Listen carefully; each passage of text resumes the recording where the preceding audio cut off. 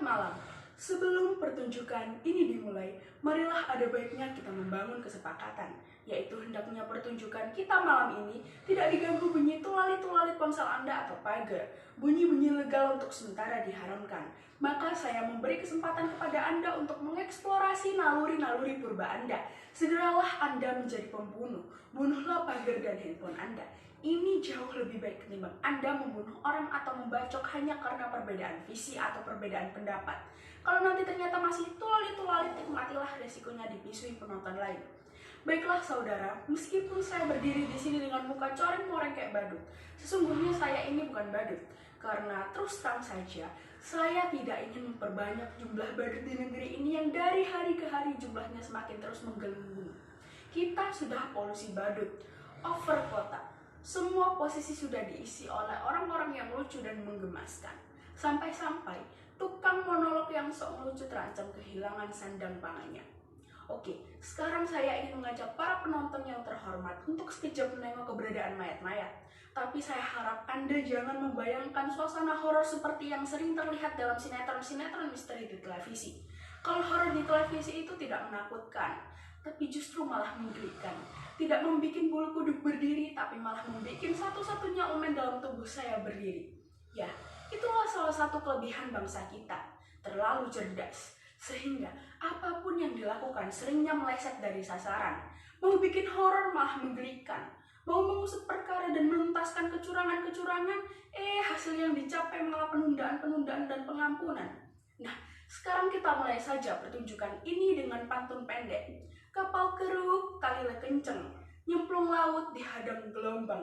Nonton monolog obat puyeng asal rileks dan dada lapang.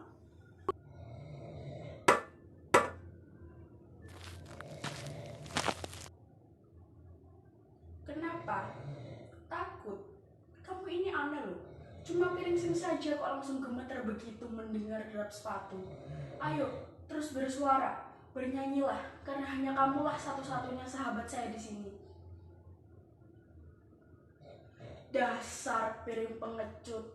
Ingat, eksistensimu ini sudah kuangkat, sehingga kamu tidak sekedar menjadi alat makan, tapi subjek yang bersuara. Kamu punya hak bersuara. Ayo, bersuara. Ayo, toh sebagai perkakas yang nasibnya sudah saya naikkan derajatnya, mestinya kamu harus tunduk kepadaku, ngerti? Kok malah menyerang? Oh, tahu saya. Pasti kamu sudah kong kali kong dengan para aparat itu untuk melawan saya, iya kan? Pasti diam-diam. Saat saya tertidur, kamu keluar sel ini, kasak kusuk dengan mereka dan menyusun rencana supaya tidak loyal lagi kepadaku. Sudah, jangan mungkir. Di sini kamulah satu-satunya sahabatku. Saya berteman dengan kamu karena hanya dengan beginilah saya bisa memelihara akal saya, menjaga kemampuan saya untuk memelihara harapan impian. Alangkah konyolnya jika saya sudah tidak mempunyai harapan, dan lebih konyol lagi jika saya tidak punya kemampuan untuk memelihara harapan. Jadi, tolong janganlah sekali-kali kamu membelot melawanku. Terimalah ketulusan cintaku. Atau jangan-jangan kamu ingin agar saya ad interim kan? Dek piring, kamu harus bersyukur karena kamu mempunyai kedudukan yang sejajar denganku. Jangan bertingkah lu, saya mutasi jadi kakus di beolin kamu.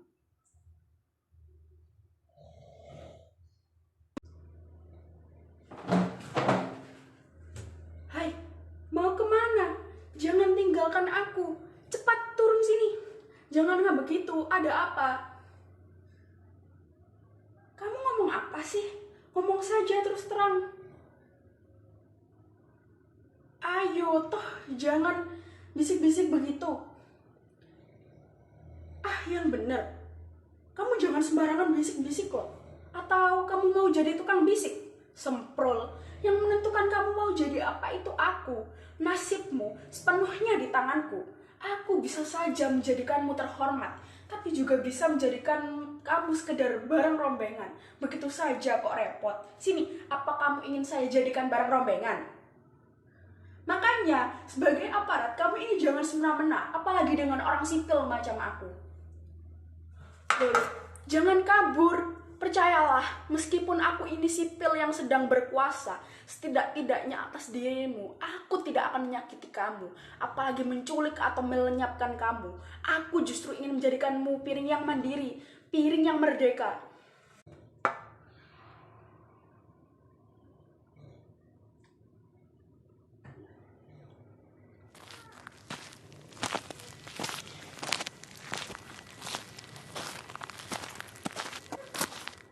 Ternyata kita ini sama-sama penakut ya. Ternyata ada yang lebih berkuasa daripada saya yang orang sipil ini. Ternyata ada yang lebih aparat daripada aparat macam kamu. Mereka adalah aparat yang hanya bisa membentak, memerintah dan memaksa kita untuk patuh melalui teror dan ketakutan. Ternyata kita ini senasib. Ternyata kita ini sama-sama sipil, sama-sama rombengan.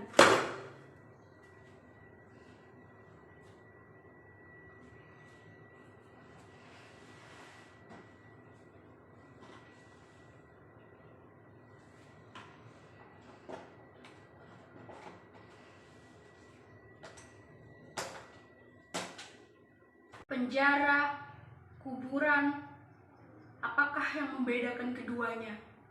Barangkali tak ada. Setiap orang tak ada yang ingin memikirkan keduanya.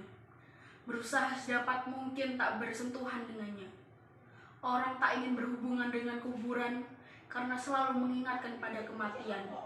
Dan orang tak mau berurusan dengan penjara karena juga seringkali berujung kematian.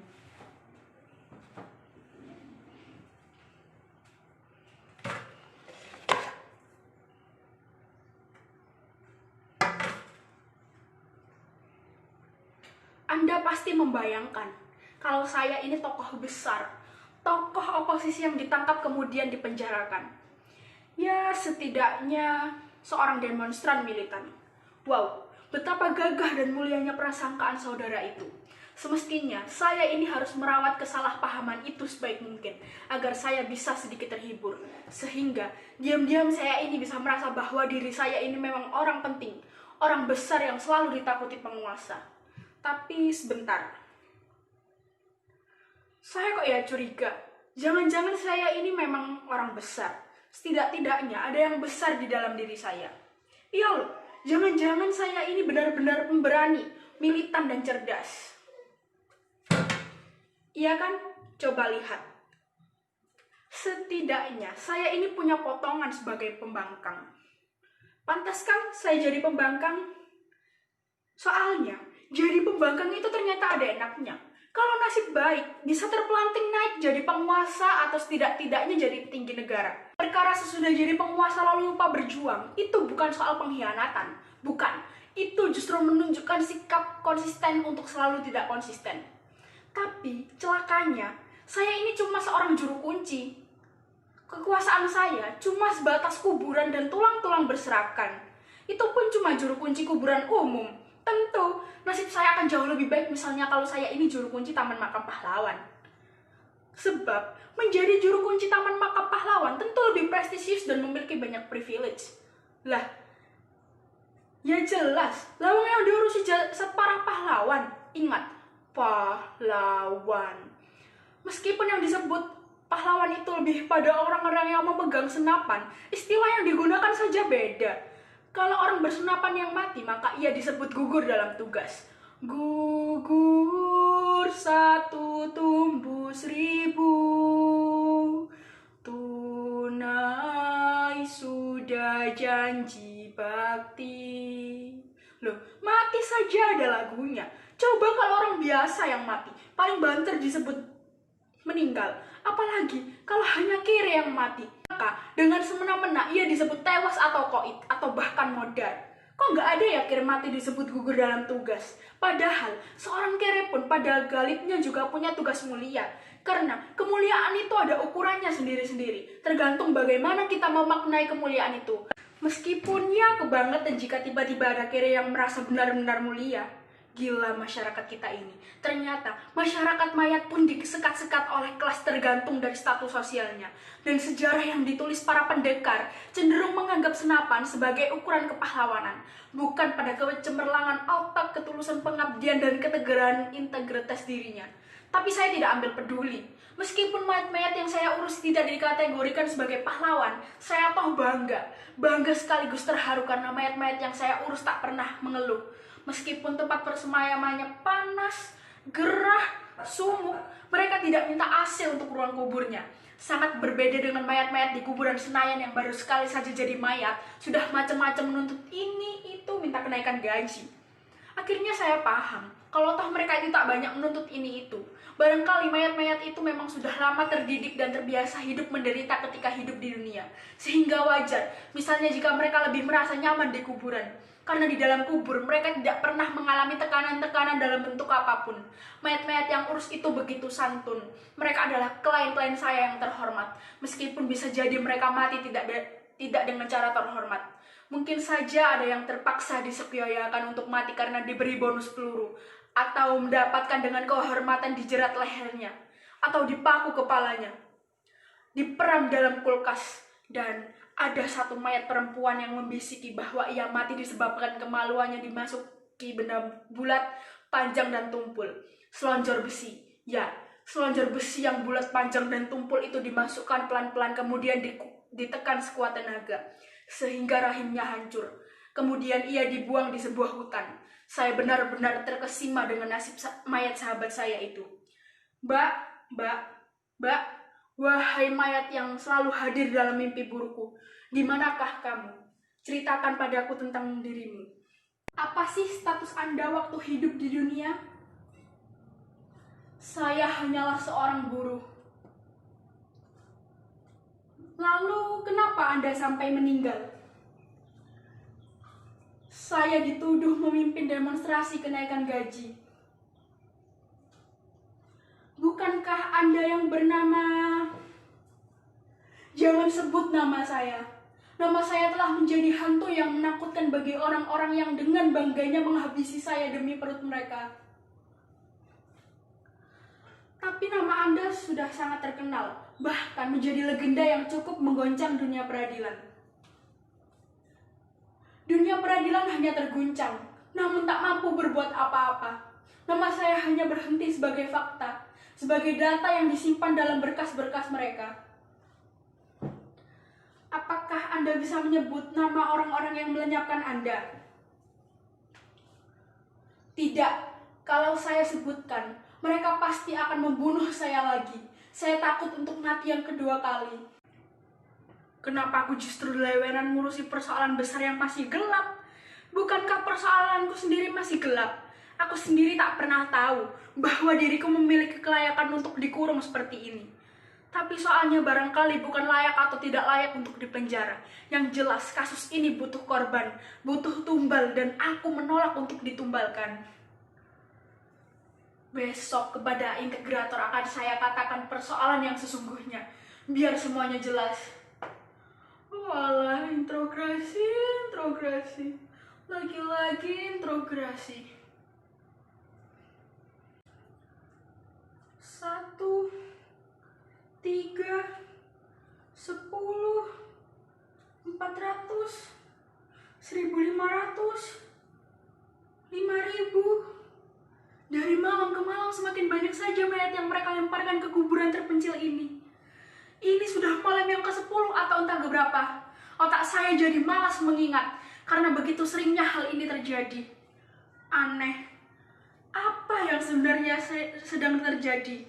Sepanjang saya jadi penjaga makam, baru kali ini saya mengalami kejadian seaneh ini. Saya memang mendengar kalau saat ini sering terjadi pembunuhan. Jangan-jangan ini bukan sekedar pembunuhan, tapi pembantaian. Kepala, biji, mata, tangan, kaki, gila. Tubuh manusia dicerai-berai seenak udahnya sendiri. Rupanya iblis sudah menjelma pada diri manusia. Perilaku mereka jauh lebih iblistik daripada iblis itu sendiri. Astaga, saya kenal perempuan ini. Kenapa ia harus mati? Gila, aroma kematiannya masih terasa menyengat. Dan dari selangkangannya masih mengalir darah. Sempat-sempatnya pembunuh itu menyempurnakan keiblisannya sehingga hancurlah kehormatan perempuan ini. Saya tidak tahu apa kesalahan kami.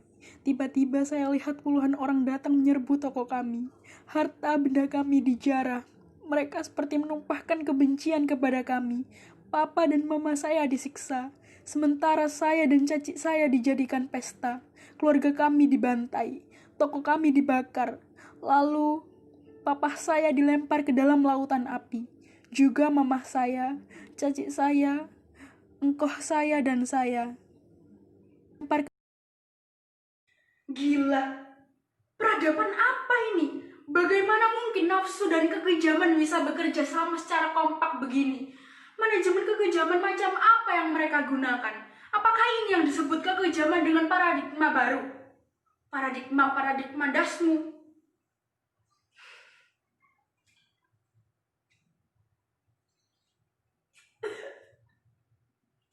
Kali kuburan ini tak cukup menampung mayat-mayat tak bernama itu. Ribuan orang mati serapuh daun rontok ditiup angin. Kenapa begitu gampang orang mati? Kenapa begitu ringan orang membunuh, seringan orang mencabuti bulu ketiak?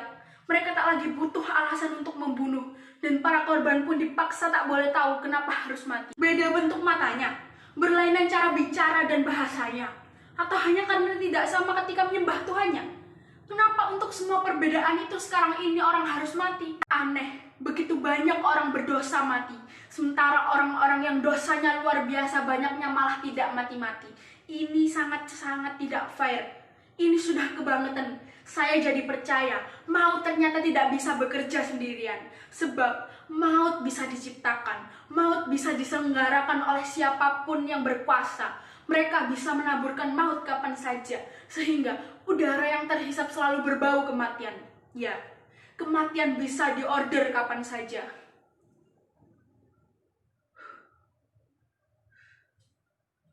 Loh, saya ini kan cuma penjaga makam, juru kunci kuburan. Kok heroik banget tak? Seharusnya saya tak perlu repot-repot memikirkan soal ini. Biarin aja gitu aja kok repot. Bukankah bagi saya kematian itu sudah menjadi hal biasa? Malah kalau sehari tak ada orang mati, bagi saya justru aneh. Saya jadi kehilangan peluang, penghasilan pun berkurang. Jadi mestinya kalau ada orang mati, diam-diam saya bersyukur. Itulah sebabnya, jangan bilang-bilangnya. Setiap hari saya sering berdoa agar Tuhan memperbanyak jumlah angka kematian. Tuhan, kirimkan kematian ke kuburan kami. Gusti Allah, paringono sripa. Tapi tentu saja, saya cuma berharap pada kematian yang wajar, yaitu orang yang benar-benar mati karena dipanggil Tuhan, bukan karena dimatikan.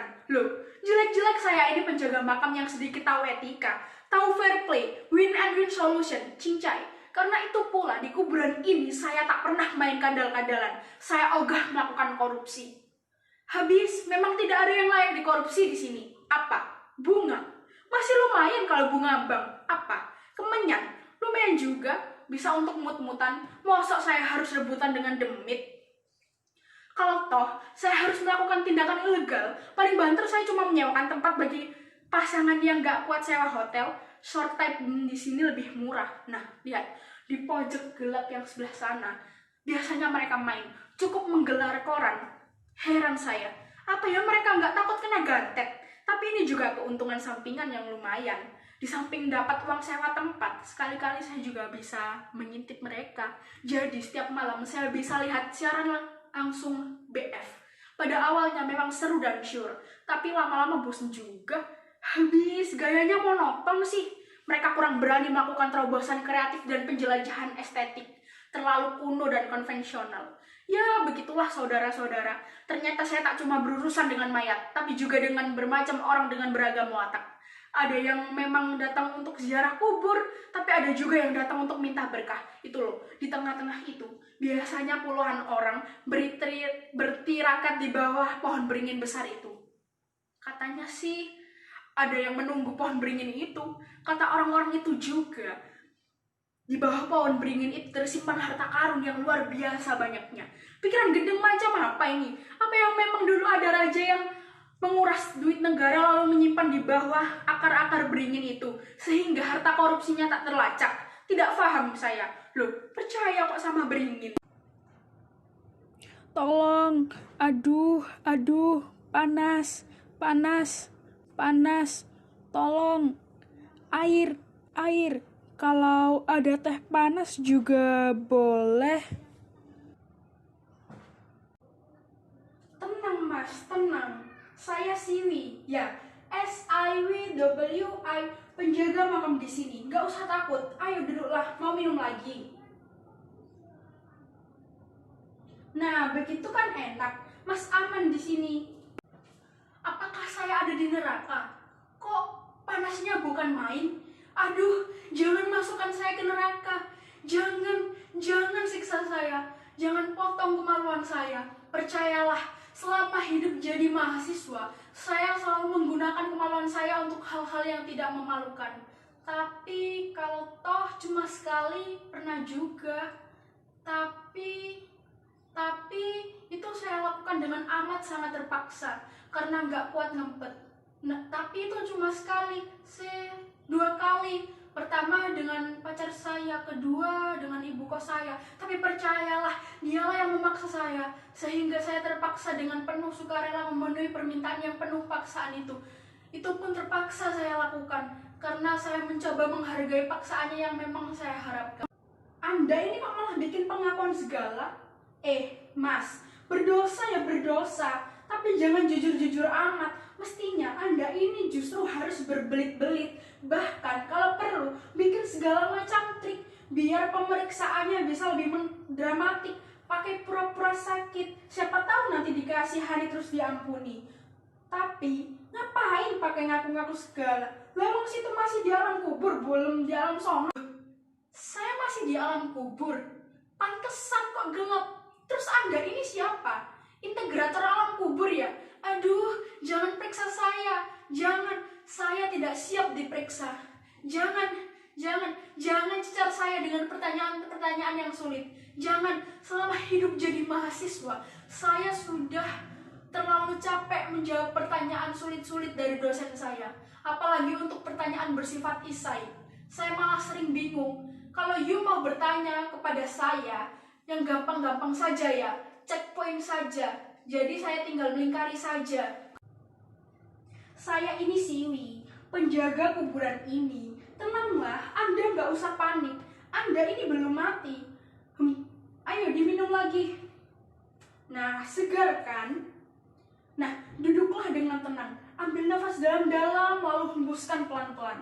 Tak perlu khawatir, di sini Anda aman. Jantung. Bukankah jantung Anda masih ada? Coba, raba dada Anda. Nah, masih berdenyut kan? Anda masih hidup. Benarkah saya masih hidup? Kemarin, saya merasa sudah mati.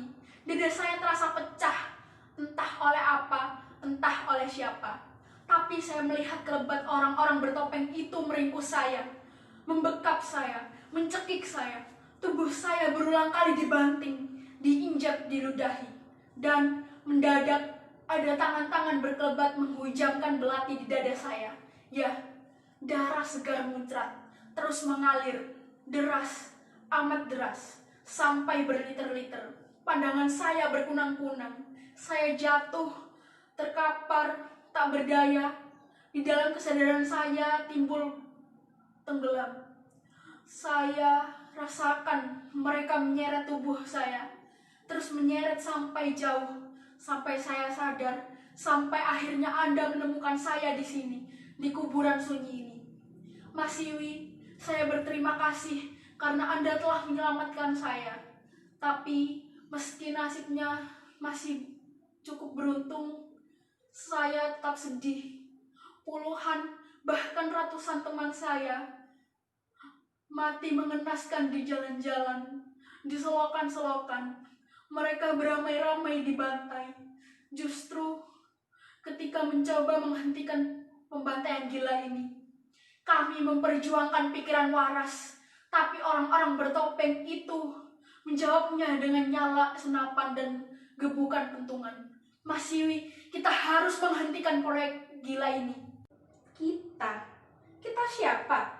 Bagaimanapun kita ini beda. Anda mahasiswa, saya cuma juru kunci. Mahasiswa itu masa depannya jelas, bisa lulus sarjana, jadi birokrat, jadi politikus, jadi pengusaha. Sedang juru kunci mau jadi apa? Juru kunci itu jabatan paripurna. Pol, mau ada juru kunci terpleset jadi dirijen pemakaman. Meskipun Mas Siwi ini cuma juru kunci, tapi Mas Siwi tahu banyak soal pembantaian ini. Mas Siwi mesti berani jadi saksi kunci untuk membongkar kasus ini. Saksi kunci? Aduh, jangan Mas. Apalah saya ini? Saya ini cuma teri yang gampang diuntal oleh ikan-ikan kakap.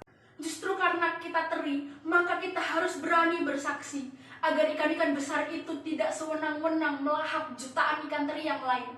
Tapi semuanya terserah Mas Siwi. Saya cuma menganjurkan.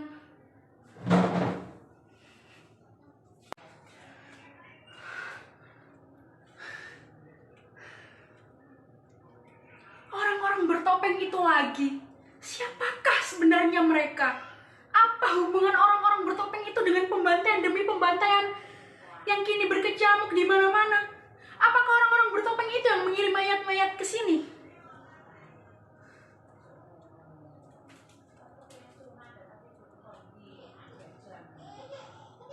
Bau kematian yang berpusaran memenuhi udara. Apakah mereka tak bisa lebih beradab sedikit dengan memberi penghormatan yang layak bagi mayat-mayat ini? Boleh jadi ketika hidup mayat-mayat ini memang pencoleng, perusuh, pemberontak atau apa saja.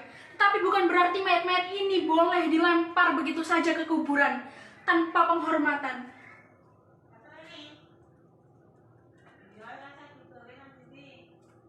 Aku tak kenal kalian, tapi aku tak bisa membiarkan kalian terkubur tanpa penghormatan. Anggap saja ini upacara kecil bagi kematian kalian.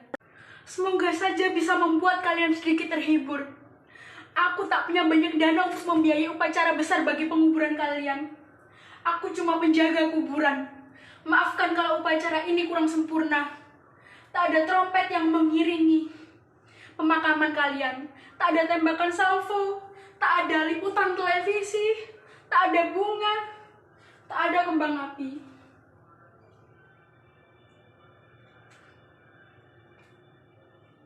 Istirahatlah dengan damai.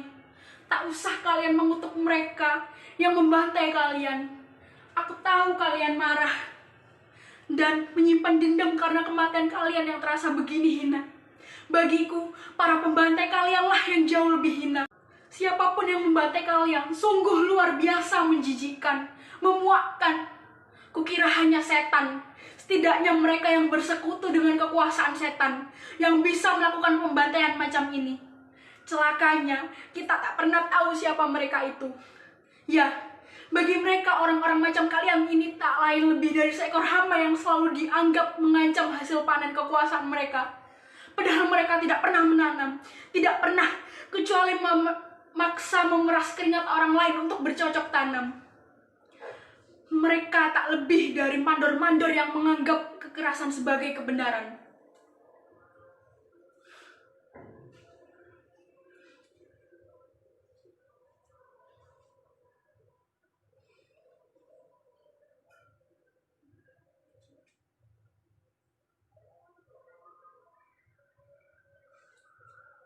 Aneh, jangan-jangan bayi itu anak jin yang dibuang ke kuburan ini. Tapi untuk apa jin itu membuang anaknya sendiri? Dia bukan termasuk makhluk yang bertanggung jawab. Aneh, jangan-jangan bayi itu anak jin yang dibuang ke kuburan ini. Tapi untuk apa jin membuang anaknya sendiri? Dia bukan termasuk makhluk yang tidak bertanggung jawab seperti manusia yang gemar membuang bayi dari hasil hubungan yang tak resmi.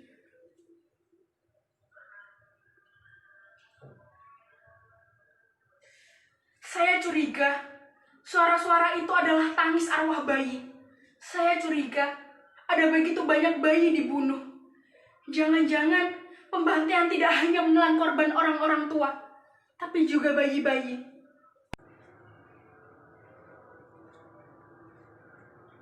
Dan ternyata dugaan saya tidak meleset.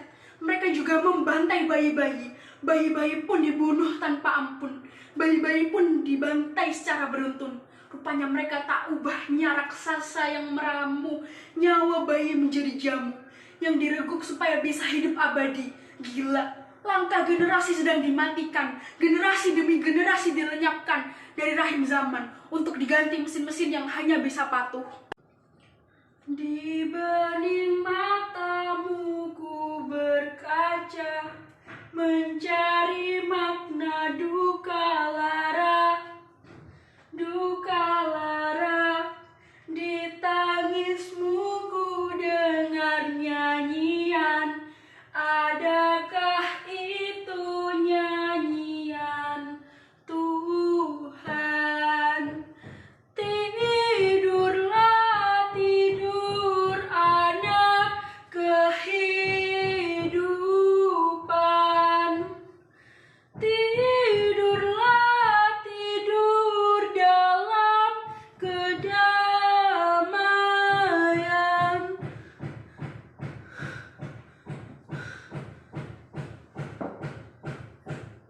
Barangkali otakku terlalu beku untuk bisa mengurai silang sengkarat persoalan yang membuat begitu banyak orang takut.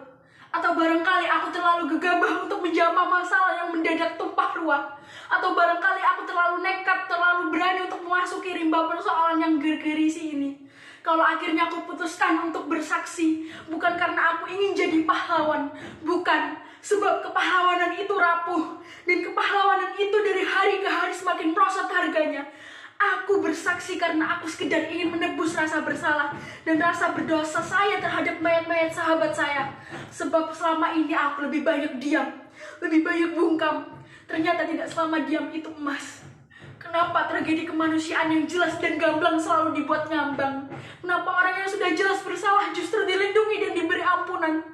Kenapa orang yang jelas menjadi korban justru dinistakan dan diberi hukuman? Aku jadi curiga ada begitu banyak kepentingan sedang dipertahankan.